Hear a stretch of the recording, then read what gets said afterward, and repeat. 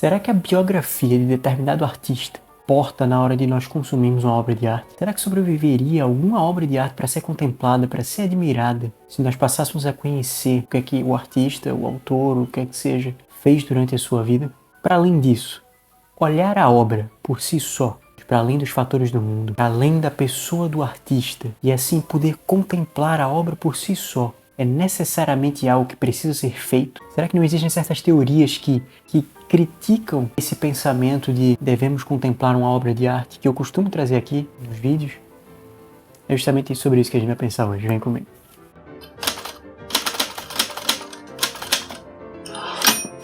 Fala pessoal, Vitor Hugo Nicésar aqui do canal Antrofilosofia. E recentemente eu andei conversando com uma amiga minha, justamente a respeito da biografia dos autores. Até que ponto nós conhecermos a biografia de um autor é realmente relevante para o consumo de uma obra? E é engraçado porque nós estávamos falando de autores que parte da biografia deles eu conhecia e não eram lá pessoas muito boas, sendo que eram artistas maravilhosos. E ela disse, mas às vezes eu prefiro nem saber para não ter raiva. E é algo engraçado, eu já vi muitas pessoas defendendo por aí que nós não devíamos consumir a obra de determinadas pessoas, simplesmente por terem sido feitas por essas pessoas. Eu sei que isso é um assunto delicado e um assunto que não necessariamente a gente vai chegar numa conclusão, porque realmente tem pessoas que ao longo da sua vida cometem tantas coisas e tantos problemas que é difícil defender de que nós deveríamos simplesmente fechar os olhos para o artista que fez para ele e consumir a obra por si só. Mas também seria um pecado deixar uma grande obra, uma belíssima obra, ser atirada ao lixo simplesmente porque o seu pai, o seu criador, não presta. É realmente uma questão de se chegar a um equilíbrio nisso. Por isso que muitas vezes quando eu consumo eu prefiro nem saber quem foi que fez. Sei o nome e pronto, é isso.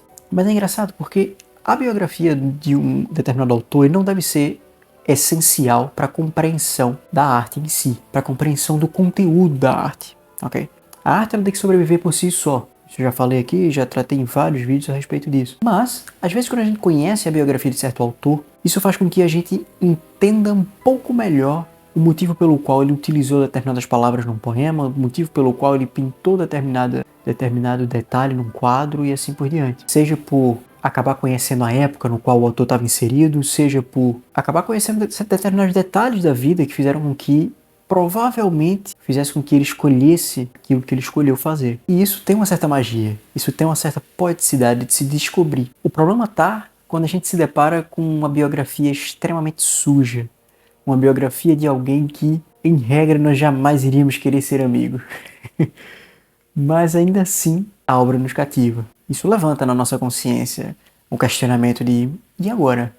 Devo consumir ou não devo consumir? Mas aí surge uma outra pergunta. Será que alguma obra de arte sobreviveria no mundo? De arte só não. Qualquer obra que for filosófica, acadêmica, se nós formos enxergar e buscar saber qual foi a biografia dos autores, muito difícil, não é? Todo mundo tem seus problemas. Todo mundo passou por certas coisas que muitas vezes faz com que a pessoa cometa determinados atos que nós, talvez com um olhar contemporâneo, talvez não, talvez simplesmente nós observemos que era algo errado.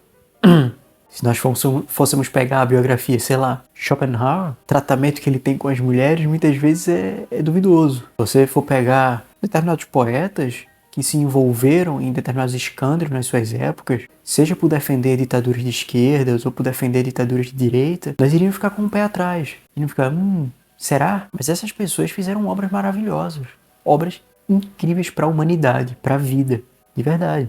Seria uma pena para o mundo, para a história do mundo, que essas obras não existissem. E observar as obras, esquecendo desses detalhes, desses pormenores que não tem nada a ver com a obra necessariamente, muitas vezes faz com que a gente consiga realmente contemplar a obra como deve ser. Nós consigamos aprender coisas com aquilo e saborear melhor a própria obra. Porém, existe uma crítica marxista sobre a ideia de contemplação, que essa ideia de contemplação foi tratada nesse vídeo aqui em cima, que eu vou deixar aqui em cima, tá certo? Mas existe uma crítica no qual alguns autores, se não me falha a memória, como Lukács e agora eu não lembro se aquele rapazinho da escola de Frankfurt, eu já falei dele sobre a industrialização da arte aqui, esqueci o nome dele, que ele fala sobre a ideia de cultura de massa, etc. Eu não lembro se ele também comenta sobre, mas existem vários autores que são tidos como autores de esquerda que estabelecem essa crítica, que é uma crítica de cunho marxista, para dizer que a ideia de contemplação, você simplesmente observar a obra por si só, isolando-a do mundo, ela é uma ideia que faz com que você retire a obra da sua realidade. É como se, através dessa ideia de contemplação, de observar com um interesse desinteressado, como eu referi naquele vídeo e referi num texto que eu trouxe no site, tá? Eu vou deixar o link desse texto aqui na descrição, falando sobre o interesse desinteressado na hora de consumir uma obra de arte. É como se esse interesse desinteressado, essa ideia de contemplação, ela fosse uma forma de alienação. Como se nós fugíssemos da realidade social, do contexto social, para olhar para aquilo de forma isolada e nos desconectarmos do resto. E com isso, nós poderíamos ser facilmente ludibriados, digamos assim, ou não é bem essa palavra, é facilmente manipulados. É quase como se essa ideia de contemplação fosse uma ideia de ópio, que amenize a realidade que você precisa sentir e precisa compreender para simplesmente viver uma realidade paralela, num mundo paralelo. Existem certas nuances desse pensamento que fazem muito sentido. Principalmente quando a gente pensa que a beleza, e aí eu não falo só da arte, mas da beleza como um todo, ela pode muito bem ser utilizada para a manipulação das pessoas. Aquilo que é belo, que é suntuoso, chama atenção. Ele chama atenção de uma forma que nos prende nele. Não é à toa que a partir do momento que você traz a beleza à tona, Platão, ele tende a dizer que é necessário que a beleza esteja junto da verdade, daquilo que é bom. Porque aquilo que é ruim pode se mascarar através da beleza. E, de certa forma, essa crítica marxista muito foi utilizada com outros termos, tá, em outras palavras, na hora de criticarem a religião, o uso da arte dentro da religião, dizendo que todas aquelas igrejas suntuosas, etc., eram muito mais fachadas de manipulação e assim por diante. Eu não vou entrar no detalhe de se essa crítica está certa ou errada. Eu só quero aqui falar sobre ela para dizer que ela existe e que existem ideias que vão de encontro a essa ideia de contemplação que eu particularmente tanto defendo, mas que faz muito sentido. Tá? Faz muito sentido. A gente sabe que a beleza pode ser utilizada de forma manipulativa, infelizmente, porque a beleza por si só, sem estar basilada naquilo que é bom e naquilo que é verdadeiro, ela facilmente pode corroer, ela pode ruir. Mas utilizar isso como forma de dizer que nós não devemos fazer arte como forma de contemplação, eu já acho que é um bocado demais. Bastante, para ser sincero. Porque, honestamente, você acha que a vida valeria a pena sem arte? Normalmente as pessoas dizem, não. Por quê? Não é a arte que torna a vida melhor. É a beleza que a arte traz. Portanto, não é somente a arte, é o belo. E esse belo é contemplativo. Você pega uma pintura de Van Gogh, para quem gosta de Van Gogh, você contempla aquilo. Você é transportado por uma beleza única, por um universo que é sem igual. Você, quando se depara com um poema fascinante, uma música fascinante, você é transportado para outro lugar. Isso é muito bom de se ter na vida. E isso não é necessariamente um ópio. Há quem use como ópio. E aí nós estamos falando dos extremos.